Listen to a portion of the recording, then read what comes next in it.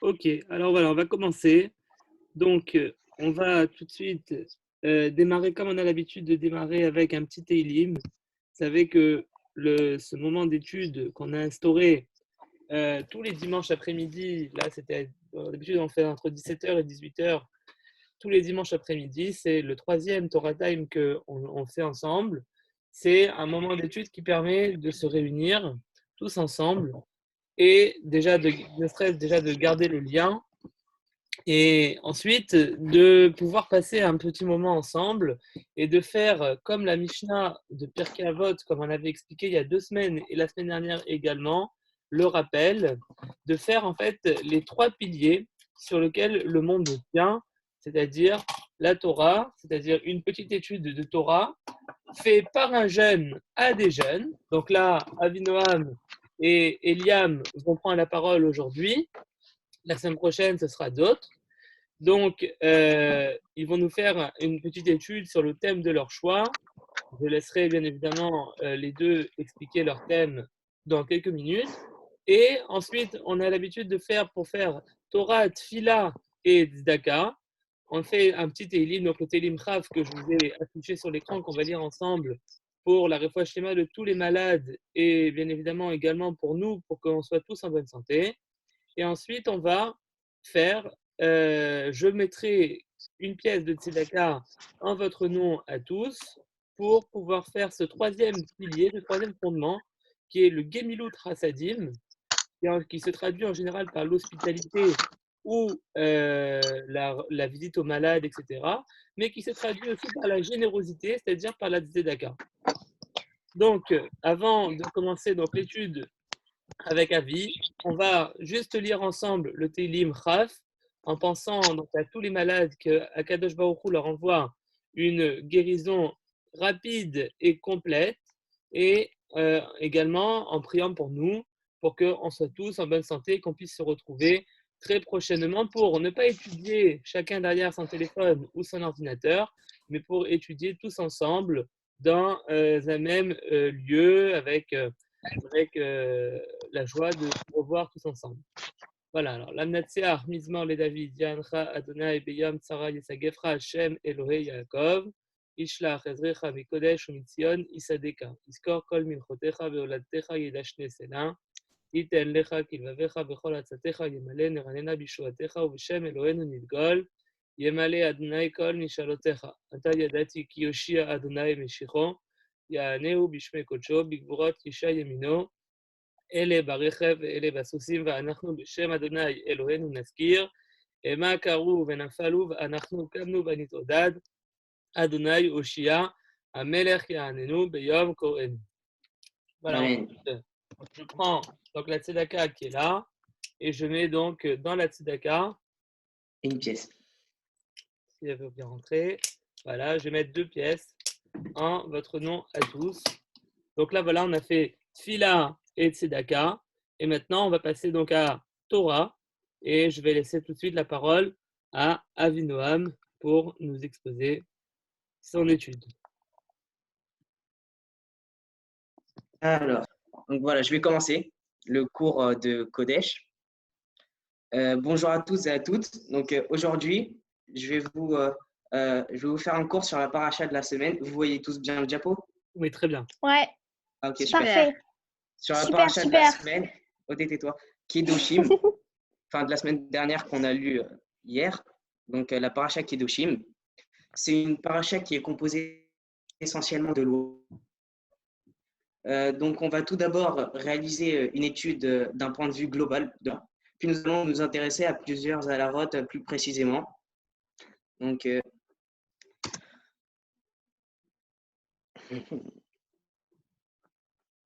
les sages nous enseignent dans le Midrash que notre paracha contient les 10 commandements. Alors, c'est bien sûr pas les 10 commandements. Nata, je vois que tu fais des modifications. Donc, pas des 10 commandements comme Anochi Adoshem Elokecha Asher. Enfin, vous allez voir, mais c'est pas exactement les mêmes 10 commandements. Mais on peut remarquer qu'il y a des similitudes quand même. Par exemple, Anochi Adoshem Elokecha, il y a écrit dans la paracha Ani Hashem Elokechem. Ou bien, par exemple, Kabed et Aficha et Timecha, il y a écrit Ish, Imo, Ve'aviv, Tiraou. Donc on remarque qu'il y a certaines similitudes, mais on remarque aussi que c'est dans des. Vous voyez la petite flèche là que je bouge? Non? Ouais, Ah, vous voyez ça? ouais. Ok. Donc, dans la paracha, on voit que c'est dans des psukim différents. On va comparer d'abord la paracha Kedoshim. Donc, je suis votre Dieu, interdiction d'idolâtrie, tu ne jureras pas en vain, le Shabbat vous garderez, et pas parce qu'il y a Tishmor et il y a Zachor.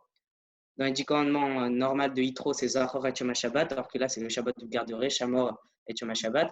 Il y a le respect des parents, tu ne mentiras pas, tu ne connaîtras pas d'adultère, tu ne voleras pas, n'exerce pas de vengeance, ne convoite pas ton prochain. Et on voit aussi que dans la paracha Yitro, c'est tu n'auras point d'autre Dieu que moi, tu n'adoreras pas les idoles, tu ne profaneras pas mon nom, tu te reposeras le Shabbat, tu honoreras tes parents, tu ne commettras pas de meurtre, tu ne commettras pas d'adultère, tu ne déroberas pas, tu ne mentiras pas et tu n'envieras pas. Donc on peut remarquer quelque chose. On remarque que l'ordre est différent. Les commandements ne se suivent pas d'un coup, mais sont répartis dans le chapitre. C'est-à-dire que ce n'est pas d'un bloc comme les 10 commandements, c'est le bloc des 10 commandements, mais ils sont répartis petit à petit dans le chapitre. Alors, je vais vous demander maintenant à vous de formuler une hypothèse qui explique cette organisation. Vous pouvez activer vos micros si vous le souhaitez, si vous souhaitez répondre. Intéressant. Alors, j'ai une hypothèse. Mmh. L'hypothèse, c'est que dans la paracha Yitro, Hachem s'adresse à tu, tandis que dans Kedoshim, c'est à nous. C'est un peu vrai, mais c'est pas exactement ça. C'est un peu plus complexe, si j'ose dire. Intéressant. Bon, Odile, s'il te plaît. Merci Odile pour tes commentaires. Après, quelqu'un d'autre va intervenir? Non, vas-y, dis-nous la réponse. Vous voulez la réponse? Alors, en fait, la réponse, c'est que les commandements, ils ne sont pas ici mentionnés pour être découverts. Ils sont déjà connus des Béné Israël depuis Matan Torah. C'est-à-dire que les Béné Israël, ils le connaissaient déjà depuis Matan Torah. Alors, ils sont présentés dans un ordre différent afin d'éveiller le lecteur, donc nous, à une réflexion. On ne respecte pas ces mitzvot parce qu'elles ont un sens ou une logique, ou parce que la morale humaine nous indique de le faire. On se doit de les accomplir car c'est Hachem qui nous les a ordonnés. C'est-à-dire que peu importe la mitzvah qu'Hachem nous l'a ordonnée, on ne doit pas se dire c'est bien ou c'est pas bien, on ne doit pas juger. On doit se dire c'est Hachem qui nous l'a ordonné, on doit s'attacher à sa grandeur. C'est ainsi qu'il faut comprendre le terme Kedoshim Tiou, soyez saints, distingués car je suis saint. On se distingue des autres en respectant la volonté de Hachem, pas en suivant sa propre logique ou sa propre définition du bien. Donc c'est le Avravanel qui dit ça. Il explique ce commentaire que je viens de vous lire. Donc c'est un chacham du 15e siècle qui vivait en Espagne. Donc qu'est-ce qu'on a fait là? On a analysé la structure de la paracha d'un point de vue global. On a relevé une anomalie qui correspondait à la différence entre la paracha Yitro et la paracha Kedoshim, entre les 10 commandements, les Aseret HaDibrot. Donc on a traité l'anomalie portant les Aseret HaDibrot et on a interprété cette dernière avec le Midrash et avec le Avravanel, donc le commentateur dont je vous ai lu l'extrait. Ah oui. Donc maintenant, on va s'intéresser de plus près à une étude de cas dans la paracha. Alors, voici les psukim que nous allons étudier aujourd'hui. Donc, Velo Techachashu, Velo Techakru, Ishba Amito. Donc, ça, c'est le premier pasuk, donc le pasuk Yudalef. Et l'autre Tishavu, Bishmi, la Shaker, Vechilalta, Etchem, Elokecha, Ani Hashem. Donc là, vous pouvez distinguer les psukim. D'accord. Odile, s'il te plaît. Voilà. Donc, attendez, juste je cherche. Voilà. Donc la traduction, c'est celle-ci. Tu ne voleras pas, tu n'iras pas, et tu ne nieras pas, ça veut dire tu ne démentiras pas, et tu ne mentiras pas un homme envers son prochain. C'est-à-dire? Après, tu ne jureras pas en mon nom en mentant, tu ne profaneras pas le nom de ton Dieu, je suis Hachem. D'accord? Donc on peut apprendre de là divers dynim, donc diverses lois, comme ne pas voler, Il y a aussi ne pas démentir, nier. Il y a aussi ne pas mentir envers son prochain. Et il y a aussi ne pas profaner le nom de Dieu. On peut aussi se poser des questions comme que désigne le terme ish et bahamito. Ça veut dire pourquoi le terme ish bahamito, que désigne-t-il? Qui désigne-t-il plutôt? Pourquoi ces lois? Donc, pourquoi les lois vélo techarchou, vélo lotignovu, vélo techarchou, vélo techakru, ish bahamito, vélo tishavu, bishmil la shakar? Pourquoi dans cet ordre précis et pas dans un autre ordre? Oh là, il y a un écho. C'est bon. Donc, je vais vous laisser la parole. Pourquoi votre avis, qui désigne le terme ish et bahamito et pourquoi ces lois sont dans cet ordre? Vous pouvez parler. Alors, moi, je pense que Ish, c'est un homme seul. Alors que Bahamito, c'est des hommes regroupés. Parce que dans Non, t'as pas compris la Bahamito, question en fait. T'as pas compris la question. En gros, il y a écrit ish bahamito dans le pasuk. ouais. Ish bahamito, c'est un homme envers son prochain. D'abord, c'est qui un homme et pourquoi un homme envers son prochain? C'est ça la question. C'est qui un homme? Bahamito, c'est qui Bahamito et c'est qui un homme? C'est ça qu'il faut se poser. Je crois que je sais. Vas-y, dis. Bah, je pense qu'un homme, c'est un homme normal. Et Bahamito, ça peut être soit Hachem envers son prochain, ou c'est dans la colonne des 5 premiers commandements, ou alors c'est envers le prochain, les hommes normaux, quoi. Dans la colonne des commandements. Ouais, je vois ce que tu veux dire, mais c'est pas ça. Ah. Quelqu'un d'autre? Un homme, genre un Bnei Israël, envers un prochain, mais ça se trouve, il n'est pas juif. Un prochain. Nata, désactive le français. Donc, en fait, je vais répondre à ces questions. Attendez. Tac. Bon, c'était pas ça? C'est faux ce que j'ai dit? D'accord. Rien n'est faux, Aurel. Aucune réponse est fausse. Non, rien du tout. Surtout Voilà. la chaîne. Le Midrash Sifra, donc Torah Kohanim, il enseigne si tu as volé, à la fin tu vas démentir, à la fin tu mentiras, à la fin tu jureras faux. Et pour Bahamito, c'est un homme Ish Bahamito, un homme envers un autre. Et après, il y a écrit un homme envers une femme envers un homme, Minyan. Là, c'est une question qui s'est posée, genre Minyan. Après, Talmud Lomar, Bahamito, Mikol Makom, ça veut dire tout le monde. Donc, je vais vous laisser analyser ça et vous allez me dire ce que vous avez compris de ça. Alors, moi, j'ai compris que, en gros, par exemple, si tu fais ça à un homme, par exemple, l'homme, il va le faire à quelqu'un d'autre, ce quelqu'un d'autre, il va le faire à encore quelqu'un d'autre, et du coup, ça va se transmettre. Il y a bien une idée comme ça, mais c'est pas exactement cette idée-là. Quelqu'un d'autre? C'est une idée avec les lois, non? Quoi? Ouais. Non, mais pourquoi? Là, si tu veux, le carré d'à gauche, là, tu vois le carré d'à gauche, ça répond à notre question de pourquoi dans cet ordre. Et le carré d'à droite, là, tu vois la flèche que je suis en train de bouger. Ah ouais, je vois. Là, ça correspond à Ish Bahamito. Non, ça correspond à Ish, c'est qui Ish? Et là, c'est qui Bahamito? Tu comprends? Donc, okay. C'est une chaîne, en fait. Exactement. Bah ouais. Je vais vous montrer comment. Mince. Attends. Donc, Midrash Shifra, donc Torah Kohanim, il définit le terme Bahamito et explique que l'interdit concerne exclusivement tout le monde. C'est-à-dire que Mikol Makom, Bahamito, un homme envers son prochain, ça concerne tout le monde, toute personne. Donc Ish, c'est pour ça qu'il y avait écrit Ish, un homme envers un homme envers une femme envers un homme. Ça veut dire que ça concerne tout le monde. Comme il y a deux sexes, il y a homme et femme, à moins qu'il y ait un troisième, on ne sait pas. Et Ish, on ne sait pas alors. Ish, donc ça désigne tout le monde. Il explique aussi pourquoi les 4 interdits sont dans cet ordre précis, car une interdiction entraîne une autre. Donc, après avoir volé, qu'est-ce qui va se passer? Je vais par exemple voler quelque chose à quelqu'un. Ouais. Aussi, Bahamito, c'est son peuple. Donc, un homme envers son peuple. Donc, un juif envers un autre juif. Du coup, ça voudrait dire que tu pourrais arnaquer un pathos. Un pathos? Un chrétien? Un Ouais, passant. un goy. C'est quoi ce mot? Un non-feuge. Ah, non, faut- Ah, Que veut dire feuge?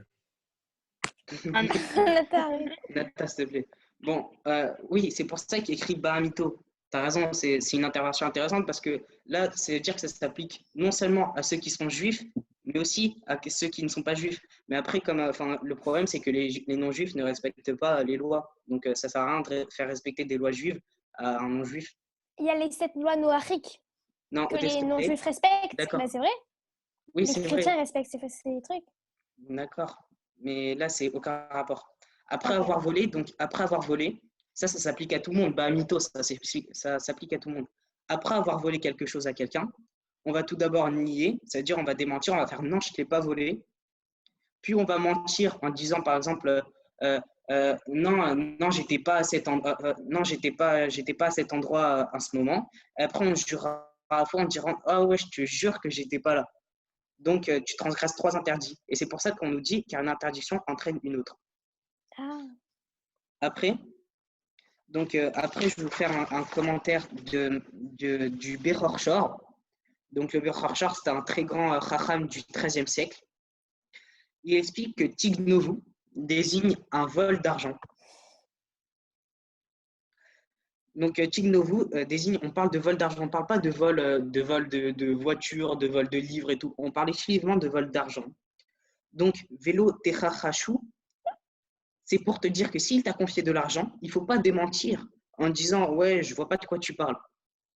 C'est pour ça que Hachem, il a écrit « Vélo Techachachou ». Donc, ne dément pas. S'il t'a confié l'argent, ne dément pas. Je ne t'ai jamais vu, je te connais pas, quoi. Je ne vois pas de quoi tu parles. Après, vélo Techakrou, on parle ainsi en fait de faire une condition qu'on ne doit pas respecter. C'est-à-dire, tu vas faire une condition à ton prochain, donc mytho. Si tu me donnes telle chose, je réaliserai les travaux que tu me demandes. Mais une fois l'argent perçu, on ne respecte pas les conditions.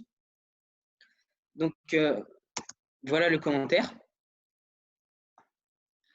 Donc, on parle exclusivement de vol d'argent, vélo techarchou. Donc, on remarque que voilà, c'est les trois interdits. Ce dernier explique donc que nous trouvons dans ces interdits exclusivement dans des cas de vol d'argent. Donc, l'otechachou s'applique dans le cas où si on te confie de l'argent, tu ne dois pas te mentir en disant « je ne vois pas de quoi tu parles, t'es qui ?» Et tu déments, quoi. Tu dis « je ne vois pas de quoi tu parles, je t'ai jamais emprunté de l'argent ».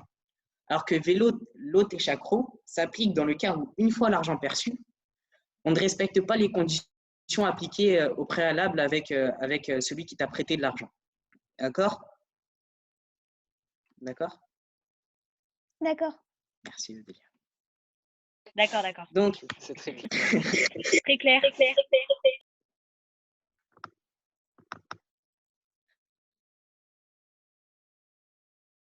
Oraïm, très grand rabbin du Maroc, au XVIIIe siècle, il explique la chose suivante, nous donne l'enseignement de façon allusive.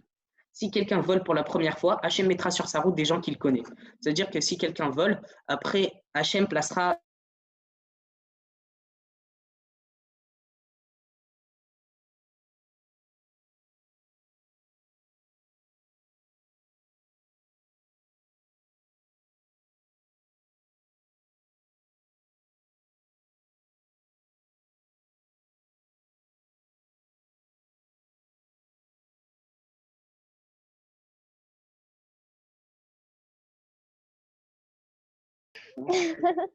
On n'est pas au même étage là. C'est pas possible.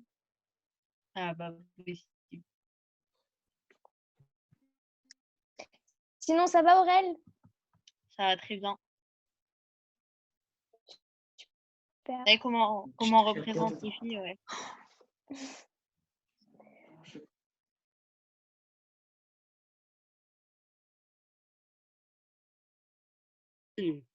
Donc, comme dit Razal, tout celui qui fait une avéra en secret, Hachem révèle à tout le monde son attitude. Ainsi, s'il était Ganav, donc Ganav volé, donc ainsi s'il était Ganav, Hachem placera devant lui quelqu'un qui est au courant, donc un témoin. C'est pourquoi la Torah nous ordonne l'otechachachou. Donc, tu ne dois pas l'otechachachou, tu ne dois pas démentir ni nier. On parle donc d'une situation où il n'y aurait qu'un seul témoin, ce qui ne suffit pas à le condamner. Si le Ganav il reconnaît son acte, tant mieux. Si après sinon, Hachem il fera intervenir un deuxième témoin et le Ganav ne sera plus en situation de démentir, de nier. Il sera donc obligé de mentir, les shakers, pour se défendre. Aussi, la Torah nous ordonne l'ot et shakeru. Donc, tu ne mens pas, tu ne mentiras pas. Donc, qu'est-ce que cela veut dire? Il explique que le voleur, après avoir volé en se retrouvant au tribunal, va soit directement avouer, soit il va démentir, mentir puis jurer à faux, comme on l'avait vu précédemment. De plus, si le voleur continue de mentir, Hachem fera venir un témoin, et si le voleur persiste, Hachem fera venir un autre témoin, et ainsi de suite, jusqu'à que l'affaire soit élucidée.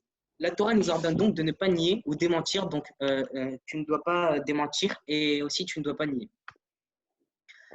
Donc voilà, maintenant on a fini avec ces deux psukim.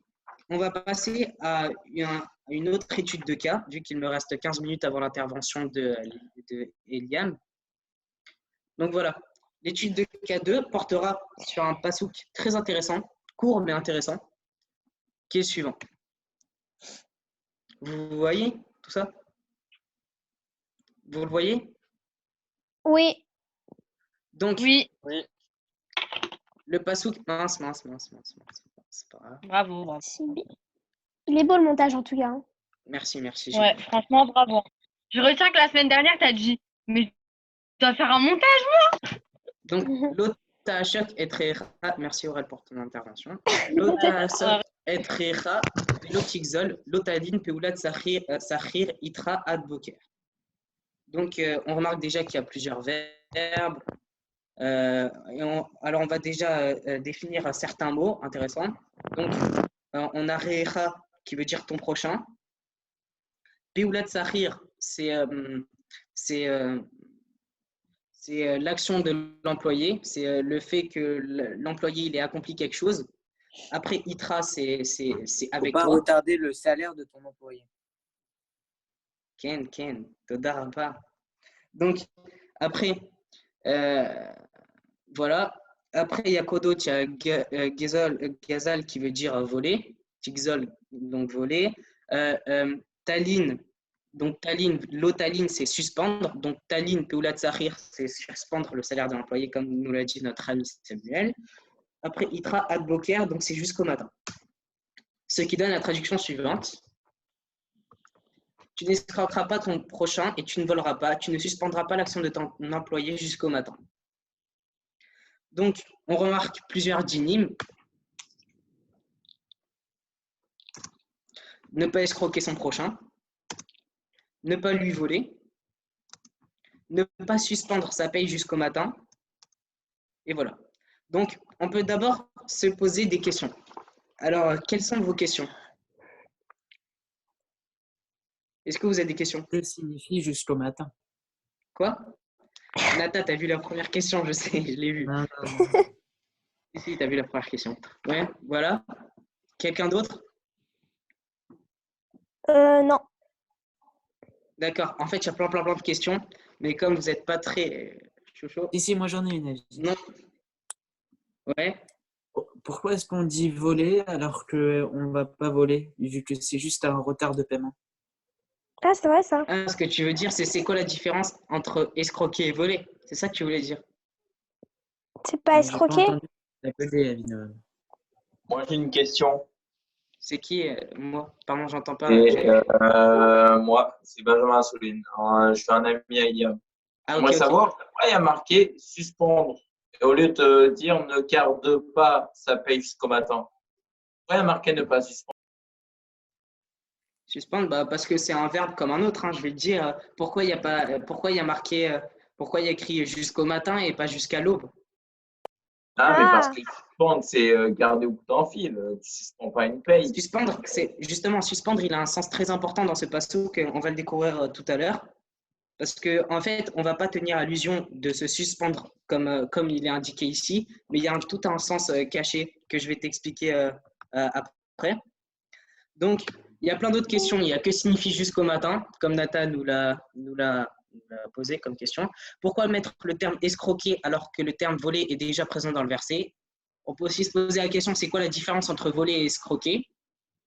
Après, c'est qui Itra avec toi? Pourquoi Itra? Pourquoi le terme Itra est présent? C'est qui Itra? C'est pas le prochain? Si, c'est avec toi. Mais c'est qui Itra, justement? C'est qui avec toi? Ah, c'est qui le toi, quoi? Voilà, exactement. Ah, ok, j'ai compris.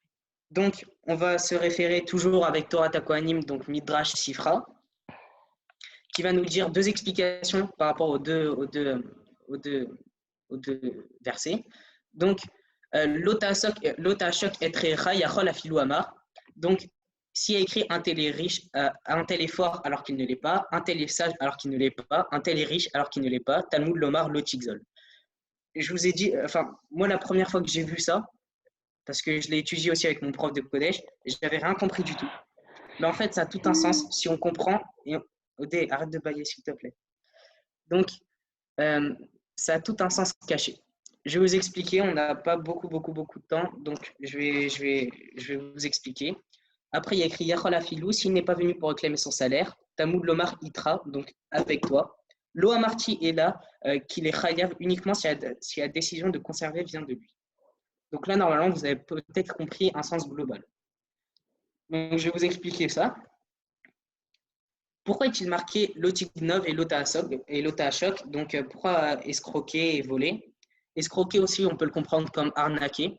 On apprend de Midrash Sifra que Lotashok, ne pas escroquer, ça veut et signifier Lotashok, veut signifier ne pas escroquer, mais aussi ne pas retarder le salaire de l'employé. C'est-à-dire, c'est un verbe à double penchant. Esek, on apprend de là que Esek, c'est un arnaqueur aussi. Et c'est aussi un suspendeur c'est celui qui conserve. C'est un oshek, donc du verbe escroquer. Ce n'est pas seulement un arnaqueur, un escroqueur, mais c'est aussi celui qui conserve, retarde le salaire d'un employé. Donc après, on peut se poser la question, pourquoi Itra? Ça bug? Non, c'est bon, je suis revenu. Ah, ok. Donc pourquoi Itra? Donc si l'employé n'est pas venu réclamer son salaire, alors il est écrit d'après les mots du passouk que l'employeur n'est pas obligé de lui donner son salaire que si la décision vient de l'employé. C'est-à-dire que si l'employé n'est pas venu réclamer, quémander son salaire, l'employeur n'est pas obligé de lui donner. Il faut que l'employé dise j'aimerais mon salaire pour que là l'employeur soit obligé de lui donner. Donc c'est que si la décision vient de l'employé de ne pas recevoir son salaire. Après, je vais finir sur le Or HaChaim, donc du Maroc du XVIIIe siècle, qu'on avait vu tout à l'heure. L'Ota Asox est l'interdit de prendre de l'argent à une tierce personne sans son accord.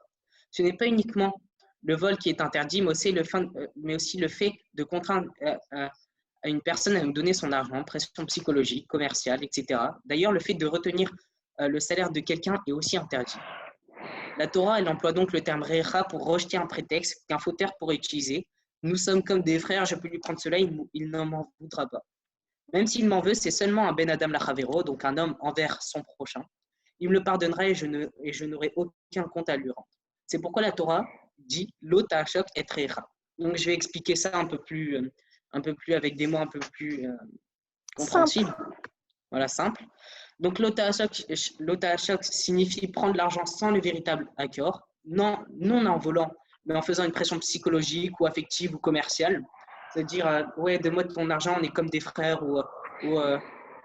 ou donne-moi ton argent, pression affective, commerciale, sinon j'investirai pas dans ton truc. Oui, il y a aussi ça, Odélia, merci. Donc, la Torah utilise aussi le terme recha, ton prochain, pour exclure le prétexte suivant, parce que l'on est comme des frères, s'il te plaît, donne-moi ça, on est comme des frères, donne-moi. Donc, on peut conclure de cette étude de cas qu'on peut donc apprendre de ceci qu'il ne faut pas faire de pression sociale ou affective où on va être échec de quelqu'un qui a de l'argent par cette pression. Donc, échec, c'est quoi? C'est retardataire du salaire, mais aussi escroqueur, arnaqueur. Donc, en conclusion de tout ça, on peut dire qu'on a pu constater que la parashat Kedoshim est remplie de halachot, de lois importantes, et qui ont chacune une face cachée à découvrir.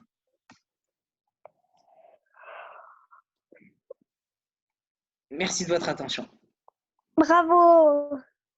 Bravo. Bravo. Très C'est beau. Un très beau power. Merci Avinoam, Très beau bravo. PowerPoint. Bravo, c'est très intéressant. C'est comme tu as dit, une paracha très riche, très très riche. C'est une des parachas qui contient même le plus grand nombre de mitzvot.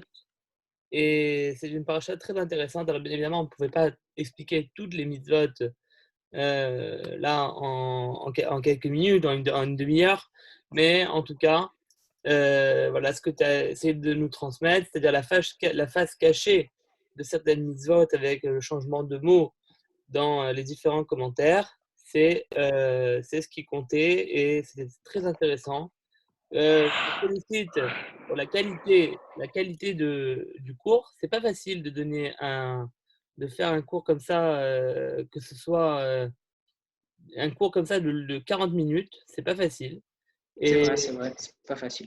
c'est pour ça que j'essayais jusqu'à maintenant de donner à des gens qui étaient un petit peu plus à l'aise. Je dis pas que tu n'étais pas à l'aise à la parole, mais j'essayais de donner à des gens qui étaient un peu plus à l'aise et qui avaient de quoi parler, de la matière à parler, à nous faire voilà, les deux shiurim qui ont précédé donc celui-là. Mais c'est encore plus intéressant de voir la qualité de ce que chacun est capable de faire. Et je le disais depuis la semaine dernière, ça fait très plaisir de voir la qualité des interventions de chacun. Et donc, je te remercie beaucoup. La semaine prochaine, on aura un invité de marque. Non, j'aime bien dire ça sur lui, mais ce sera Raphaël Naoum qui va dire quelques mots. J'ai un peu travaillé pour qu'il intervienne et il interviendra normalement la semaine prochaine. Par contre, après l'intervention de Eliam, il faudra choisir quelqu'un pour dire encore quelques mots, comme Eliam va le faire la semaine prochaine pendant 10 minutes sur un thème qui le souhaite. Voilà. Comment je fais Odélia, elle veut, je crois. Attends, mais comment je fais pour enlever le nouveau partage, enfin enlever le En haut, il y a partage marqué arrêter le partage d'écran en rouge normalement. Non, il y a Pas grave, j'en ai pas besoin. Hein. Tu peux le laisser comme tu veux. arrêter le partage. C'est bon? Ah ouais, là, il n'y a plus. Ouais, c'est bon. Donc voilà, on va laisser maintenant la parole à Eliam, que je remercie aussi d'avoir accepté 2 jours avant d'intervenir aujourd'hui. Et on demandera à quelqu'un de faire la même chose la semaine prochaine. Merci Aurel. Et on remercie à Aurel de l'avoir aidé à préparer son intervention. Allez. On t'écoute. Allez, Elia. Ah oui, il faut faire un... Ok, est-ce que tout le monde m'entend bien? Oui. Ok, top. Alors, je vais vous parler de 2 avis qui sont identifiés par le Talmud sur plutôt lorsqu'il y a une difficulté ou un événement malheureux qui arrive. Les 2 études que je vais vous présenter vont être présentées sous forme d'histoire. La première histoire sera une histoire de Rabbi Naoum et la deuxième sera une histoire de Rabbi Akiva. Tout d'abord, Rabbi Naoum avait l'habitude de dire « Gamzu letova », vous connaissez sûrement. Ça veut dire « cela aussi est pour le bien ». Et Rabbi Akiva disait en araméen « Kolma de'avid rachamana letav avid », qui veut dire que tout ce que Hachem fait, c'est pour le bien. Ces 2 rabbis avaient une grande foi et une grande croyance en Hachem, et ils savaient que tout ce qui leur arrivait était une chose qui était sur le moment peut-être mauvaise, mais que rien n'arrivait par hasard et que par la suite, ça allait devenir quelque chose de bien. Du coup, je vais vous raconter les 2 histoires. Alors, la première histoire, c'est l'histoire de Rabbi Naoum.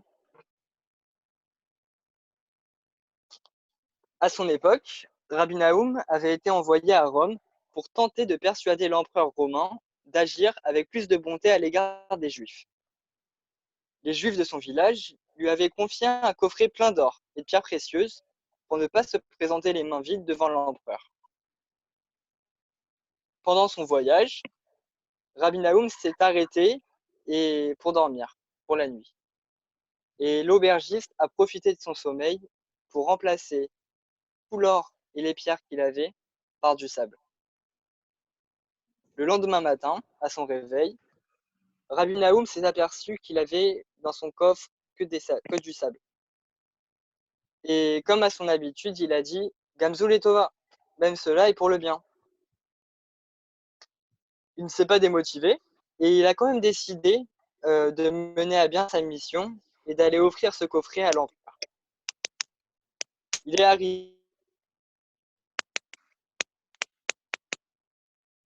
à Rome, il y avait juste du sable et de la terre. En fait, il était persuadé que les Juifs avaient voulu se moquer de lui. Il pensait que c'était une blague. Mais il n'avait pas bien fait. Du coup, Rabbi Nahum, il a été jeté en prison. Et comme d'habitude, Rabbi Nahum, il a dit « Gamzo letova ». Un soir, pendant la nuit, le prophète a fait un rêve. Il a rêvé que le prophète Eliaou est apparu sous l'aspect d'un de ses conseillers, afin de plaider la cause du juif. Et ce prophète lui a raconté qu'il avait entendu raconter qu'Abraham, l'ancêtre des Hébreux, avait lancé du sable sur ses ennemis. Et que lorsqu'il a lancé ce sable sur ses ennemis, Hachem a transformé ce sable en flèche. Et la victoire a été complète. Et donc du coup, l'empereur se pose des questions. Il se dit, comment ça se fait que les Juifs, comment se fait-il qu'ils se sont moqués de moi? Est-ce que les Juifs auraient osé se moquer de l'empereur? Il se dit peut-être que ce sable, il a une valeur, mais qu'il ne la connaît pas. Et du coup, il a été intrigué. Il voulait savoir. Il s'est dit, tiens, je vais le lancer comme Abraham sur mes ennemis et on va voir qu'est-ce qui va se passer. Il a accepté cette idée. Et l'empereur a confié le coffret rempli de sable et de terre à un messager afin qu'il l'amène vers la frontière. Le messager a donné ceci au chef de son armée. Le chef de l'armée a jeté le sable et là, il y a eu un miracle. La victoire, elle a été totale. L'empereur, il a réussi à gagner cette guerre grâce à ce sable. Du coup, il était super content. Il a fait sortir Rabbi Nahum de prison. Il l'a renvoyé dans son village avec comme assurance que les Juifs seraient mieux traités par Rome. Et en plus de ça, l'empereur a redonné le coffret à Rabbi Nahum rempli plein de diamants. Alors ça, c'était la première histoire, d'accord? Celle de Rabbi Nahum. Maintenant, je vais directement enchaîner sur la seconde.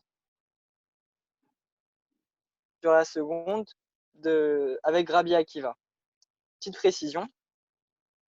Rabbi Nahum, il était aussi appelé Rabbi Nahum Ish Gamzu, parce qu'il avait coutume de dire Gamzu letova. Cela aussi est pour le bien. Alors, la seconde histoire, c'est celle de Rabbi Akiva.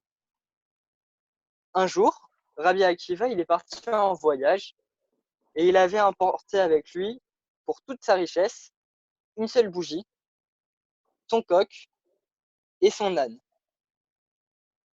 Un jour, il est arrivé dans un village et il a demandé à toutes les personnes du village s'ils pouvaient passer la nuit au chaud chez eux. Et sur tout le village, personne n'a accepté de l'héberger. Il s'est alors dit que tout ce que Hachem fait, c'est pour le bien.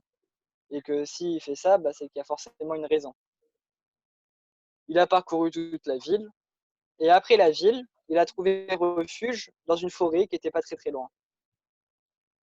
Il s'est installé avec son âne, sa poule et sa bougie. Pendant la nuit, l'âne, il a été dévoré par une bête sauvage. Sa poule, elle a été mangée par un chat. Et donc, du coup, à ce moment-là, Rabbi Akiva, il a constaté qu'il était ruiné et qu'il lui restait que sa bougie. Et là, d'un coup, le vent, il a soufflé encore plus fort que d'habitude et sa bougie, elle s'est éteinte. Rabbi Akiva, il a alors dit, tout ce que Hachem fait est pour le bien. Il s'est ensuite rendormi. Le lendemain matin, à son réveil, il n'avait plus rien. Il n'avait ni son âne, ni son coq, ni sa bougie. Et il a appris que le village où il avait cherché l'hospitalité avait été détruit et que toutes les personnes qui y habitaient avaient été retrouvées mortes. Et donc, du coup, finalement, il s'est dit des choses.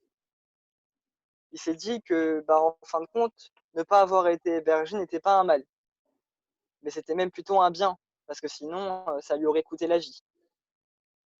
Avoir perdu son âne et sa poule, ça aussi, c'était un bien. Parce que sinon, ils n'auraient pas manqué de signaler sa présence par des cris, par de la peur. Et pour finir, pour sa bougie, contrairement aux apparences, ça aussi, c'était un bien. Parce que lorsque le vent l'a éteinte, en fait, ça lui a permis d'être limite invisible. Parce qu'en fait, sinon, la lumière de la bougie, elle aurait très probablement révélé la présence de Rabbi Akiva dans cette forêt. Et si la lumière avait été présente, les brigands seraient aussi venus le tuer, comme ils l'avaient fait pour tous les villageois. Donc là, j'ai fini mes deux histoires. Du coup, qu'est-ce que nous pouvons retenir de ces deux histoires? Tout d'abord, en disant « cela aussi est pour le bien ». Rabbi Nahum Ish Gamzu révèle que la situation est immédiatement bonne, même si elle est perçue comme étant négative ou tragique. Parce que selon lui, la perception du bien, elle est tellement évidente que le mal n'existe pas. Alors que, en disant tout ce qu'Hachem fait, c'est pour le bien, Rabbi Akiva montre que la situation est préoccupante, mais qu'il sait que l'issue finale sera bonne. En fin de compte, ces deux avis montrent des choses qui correspondent. Qu'on peut surtout retenir aussi, et qu'on ne sait pas encore, c'est que probablement, à l'issue du confinement, on va en tirer quelque chose de bien. Mais que seul Hachem le connaît déjà cette chose. Voilà, merci. Razak ou Barour? Razak. Merci beaucoup, Eliam. C'est un Torah que j'aime beaucoup entendre. Cette histoire-là, Nahum Ish Gamzu et Gamzu Letova. J'aime beaucoup entendre cette Torah. Et d'ailleurs, quand on va dans les colos, tout ça, nous en colo, on a l'habitude souvent de raconter ces histoires, de jouer. On le joue en scénario, un qui fait le coq, l'autre qui fait la poule, l'autre qui fait l'âne, l'autre qui fait la bougie. Donc c'est très, très sympathique et c'est très drôle. Voilà, merci à Vinoam encore et à Eliam d'avoir pris la parole aujourd'hui. Alors, qui veut prendre la parole la semaine prochaine? En sachant que dimanche prochain, c'est veille de Lag Baomer. Odélia était volontaire, je crois. Ouais, Odélia, elle m'avait dit qu'elle voulait bien. Alors, on va donner la parole à Odélia. De quoi? Odélia, Qu'est-ce que je voulais bien? la semaine prochaine? Et je dois faire quoi? Tu parles 10 minutes sur un sujet, n'importe de ton choix. Ah, si Ça vous va, voulez, c'est je peux vous ça faire va, sur ça le va être- Homer si vous voulez. oui, sur Lag Baomer, c'est ça. Lag Baomer. Sur le Homer. Comme tu veux. Il y a, Non, il y sur a Lag Lag Baomer. Baomer le Baomer. mardi. Il y a Lag Ok. Baomer la semaine prochaine. Ouais, je sais, ça va être mon anniversaire en date juive la veille. Ok, si vous voulez. Tu nous feras un exposé sur ton anniversaire? Si vous voulez. Donc, en Je tout vous dis cas, quand je suis très née, bien. tout ça. Toute ma Ok, vie. super. Donc, on donnera la semaine prochaine la parole à Odélia et à Raphaël Nahum. Nahum Ish Gamzu, c'est son surnom. J'ai pensé à lui en plus. Ah ouais, non, mais c'est son surnom. Nous, on l'appelle comme ça. En tout cas, merci beaucoup à tous d'avoir été là. On a été très nombreux aujourd'hui. Franchement, ça fait plaisir. S'il y en a vraiment des amis, je sais qu'il y en a qui vont ramener des amis à chaque fois qu'il y en a qui prend la parole, etc. S'il y en a qui veulent parler, il y en a qui veulent intervenir, n'hésitez vraiment pas, avec grand plaisir, même à venir participer. C'est vraiment tous les dimanches soirs, tous les dimanches après-midi, entre, on va dire, 17h et 18h, ça dépend des semaines. Cette semaine, on a fait à 17h parce que ça a arrangé certaines personnes plus que d'autres, dont moi en particulier. Mais voilà, on va essayer de maintenir ce temps où on peut faire une petite étude, une petite prière et une petite pièce de tzedaka. Et en espérant se retrouver très bientôt.